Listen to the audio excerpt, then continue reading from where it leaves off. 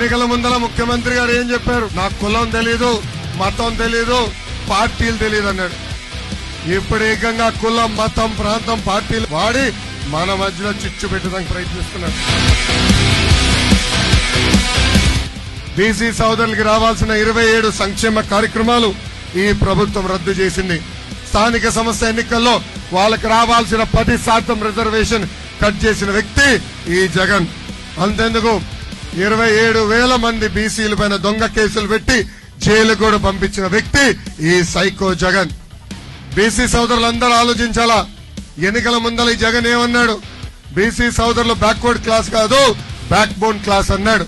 ఈ రోజు ఏకంగా బీసీ సోదరుల వెన్నుముక్క ఎరగొట్టిన వ్యక్తి ఈ జగన్. అందుకే ఈ సభా వేదిక బీసీ సోదరులందరికీ నేను పిలిపిస్తున్నా, జై హో బీసీ, జై హో బీసీ.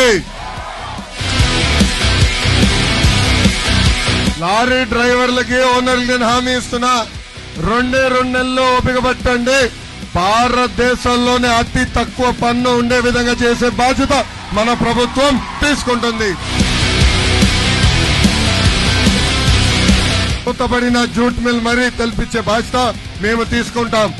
ఉత్తరాంధ్రకి చెప్తున్నా, ఉత్తరాంధ్రకి ఎట్లయితే అనంతపూర్కి కియా ఫ్యాక్టరీ తీసుకొచ్చి ఆ ప్రాంత రూపురేఖలు మార్చామో అదే విధంగా ఉత్తరాంధ్రకి పెద్ద ఎత్తున పరిశ్రమలు తీసుకొస్తాం, సెజ్ ఏర్పాటు చేస్తాం. స్థానికులకే ఉద్యోగాలు కల్పించే బాధ్యత నేను వ్యక్తిగతంగా తీసుకుంటాను.